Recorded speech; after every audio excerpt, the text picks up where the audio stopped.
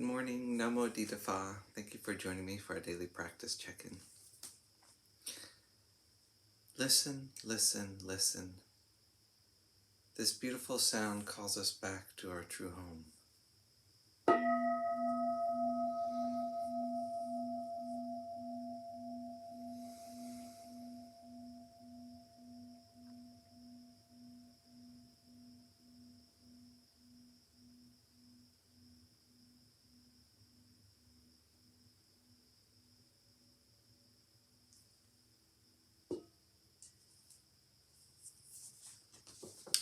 The third mindfulness training.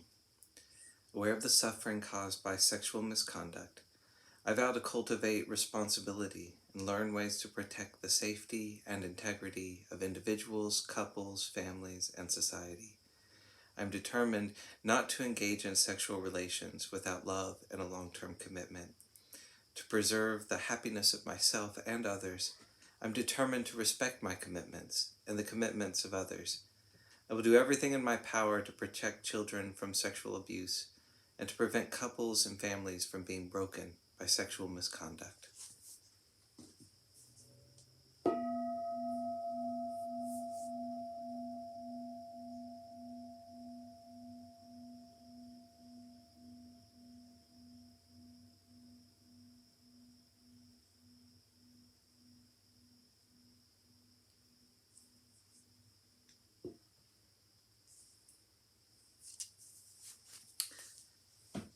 Our Dharma reading today is The Breath Through the Fog by Ajahn Yatiko.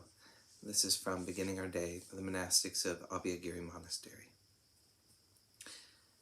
Ajahn Chah said that when watching the breath, it's important to understand that our thinking doesn't have to stop. This is a very useful point. Often when we're watching the breath, we get lost in a train of thought and eventually remind ourselves to come back to the breath. In many guided meditations, we often hear the phrase, come back to the breath. We can start to feel that thinking is a problem, as if there is a battle between thinking and the breath. It can become unpleasant because we're fighting against our thinking. Rather than battling like that, we might instead imagine that our thoughts are like fog. We can be aware of the fog of thought, and when the breath becomes more prominent, we can observe the breath. Another way to look at it is that the breath is always there, waiting to be observed. We look through thoughts to see the breath, like we look through a fog to see a light post or beacon. Rather than feeling we have to stop the thinking, we try to see through it. It's okay for thinking to be there if we have this attitude of trying to look through it. Observing in this way, we're not compelled to give thoughts a lot of attention. We're not interested in them.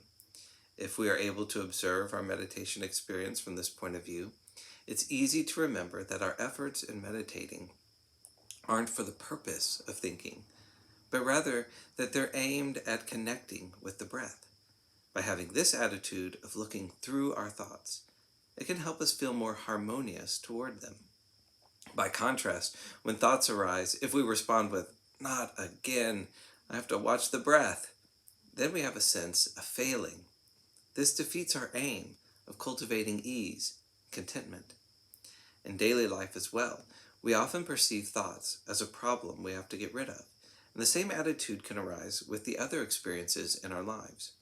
We have certain emotions, moods, and interactions we want to get rid of because we perceive them as unhelpful, irritating, and annoying. We get into a battle between what we like and what we don't like. Instead, we can perceive experiences to be like fog. When we see them this way, there's nothing we have to suffer over. Ultimately, we will understand that there is no experience or feeling we have to hold on to or be afraid of in this world, in this life.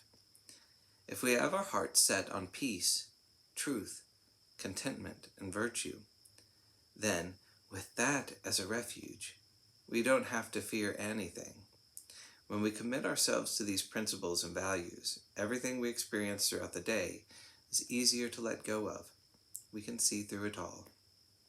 Everything becomes transparent in the light of this attitude. At least it does when we can access that attitude. To do that, we have to put it into words we can repeat to ourselves, so that we can come back to this perception of seeing through the fog of thought and experience. This can be as simple as telling ourselves, what I am being distracted by is just thought or some other experience, nothing more, and it is okay for it to be here in my mind while I am following the breath. This is the way the mind can settle and become clearer and more peaceful. We should try to see through everything in this way. When we do this with thoughts, they tend to subside. Thinking becomes less problematic. The breath becomes more evident. Clarity and peace arise.